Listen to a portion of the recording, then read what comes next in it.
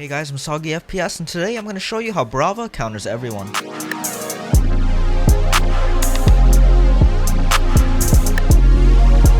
So Brava is a 5 difficulty, 3 speed operator, and the reason why I say she's a 5 difficulty is because no operator that's been released has had such a big learning curve. So the reason for that is because the clutch drone has multiple counters and disables. Alright, so before we go over the drone, what we're going to do is we're going to look at the loadout. So for the loadout, you have the para, you have the cameras, you have the super shorty, and you have the USP 40.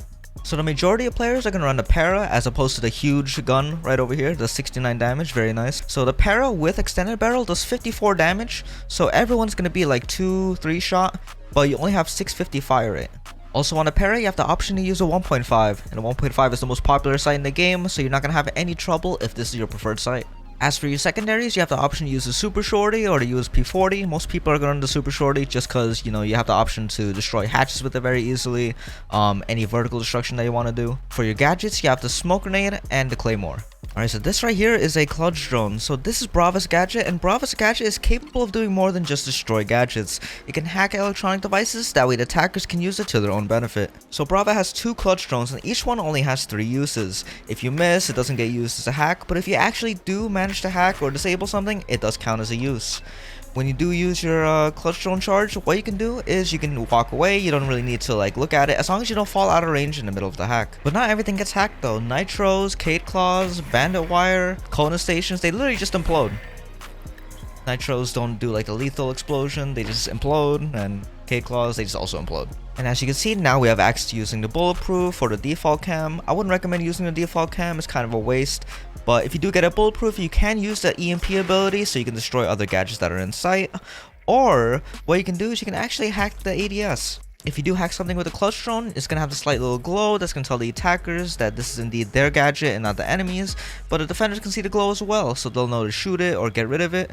And if you do hack an ADS, what's going to happen is anything that the defenders throw at you, just like nitros, impacts, smoke canisters, all of that is going to be eaten up by the ADS. Well, my magnets are the exact same way, except unlike ADSs, it will still detonate nitros and impacts. For example, this is what an impact looks like when it's thrown at a hacked magnet. So the first big counter of Brava would be mute, because obviously a drone, if it gets too close to a mute jammer, is going to get jammed. But if you manage to steal a mute jammer, what's going to happen is that jammer is now going to jam every electronic next to it. So I'm going to go on mute right now and I'm going to throw a nitro and I can't blow it. And not only that, I can't pick up my own hacked mute jammer. It's completely gone. I can't take it back unless I play Mozzie. If you decide to play Mozzie and you do manage to get a clutch drone, it adds another layer of learning into the game. If you capture a clutch drone, you can use that to hack other drones, including another clutch drone, the normal drones, and you can also use it for Flores and Twitch drones. Counterplaying Brava with Mozzie is one of the best things you can do, because what you can do with a hacked clutch drone is you can hack air jabs, zero cams, claymores, and every other gadget that the attackers have, like exothermic charges. It'll implode just like how it does for the nitro and the electroclaw. And not only that, because you captured it with the Mozzie pest and it doesn't have this little glow, they're gonna have to pay attention to the small little light in the front because it's gonna appear red. There's so many things you can do with the clutch drone, but it is a huge drone, so this is just way bigger than the normal drone. It does have smaller wheels, but it does have a huge little like cannon ICBM thing right here. And just like the normal drone is also just one shot. So just like every other gadget in the game, it's going to be one shot. And because the drone is one shot, you're going to need the stealth factor. So if you're a previous Flores or Twitch main, you're going to thrive on Brava. So how do you play Brava? So Twitch is the closest operator to Brava that we have right now. So I'm going to kind of teach you how I play both. So the way I play Twitch is that I use my normal drone first. So my normal drone is going to be used for any information in sight or as a flank drone. If you have your first drone still alive, you can use this one to kind of get like information, spot out which operators they have on defense, and the second one could be used for any flanks. Once my drones are set up, I can finally start playing on my clutch drone. So first of all, usually people play like a maestro bubble right on top of this hatch, hack that. And in sight, if you jump it across, they can't shoot it from here. You can get anything that's on this wall. That's 2 free hacks already. Your drone's probably gonna die after this point, but generally you're gonna try and quickly hack as many things you can because your drone's gonna get spotted.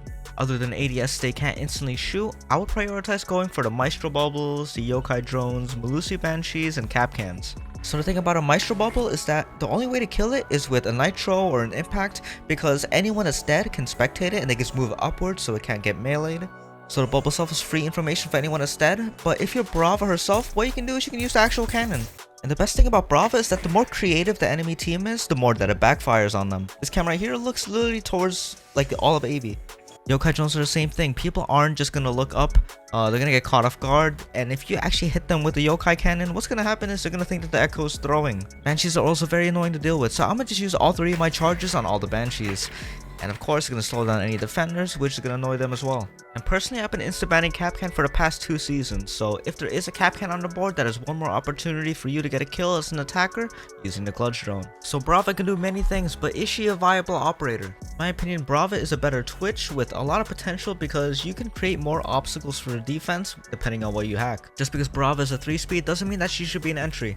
So her main objective is just to deny, steal enemy abilities, help the plant, and basically, you're supposed to just sit back with Brava, and then when the time comes, if your gun is needed, then you're going to go ahead and basically finish up the round. In my opinion, Brava's presence is going to cause a lot of the defense to be more vigilant of sneaking drones, and you're going to expect a lot of people to be banning Mozzies just so they can use Brava's ability. And for you guys that don't solo queue, you guys run with the duo or with the stack, here's a couple of operators that you should be running alongside Brava. So Brava is supposed to be a very annoying attacker for the defense to deal with, but the original annoying attacker was Dokkaebi. Other than calling, Dokkaebi can hack all the intel gadgets after clearing a roamer. So this will let Brava deal with every other gadget that isn't intel based. You can also play IQ, because if you're running an IQ, you can spot all the gadgets in sight instead of doing so in prep phase. And this will allow you to leave both of your drones as flank drones, so both you and your teammates can cover off angles while you're dead. Now time for my final thoughts on Brava. So Brava is a drone operator that came out right after an anti-drone operator. And not only does Solus have the SMG-11, her ability is really easy to use. So before, I used to always drone hunt just by like looking around for drones, spawn peeking drones. But with the goggles, you can get like 5 to 7 drones in a round just by yourself. Information denial is just one part of the battle in Rainbow Six Siege, and Solus probably the best example of being able to deny attacker information.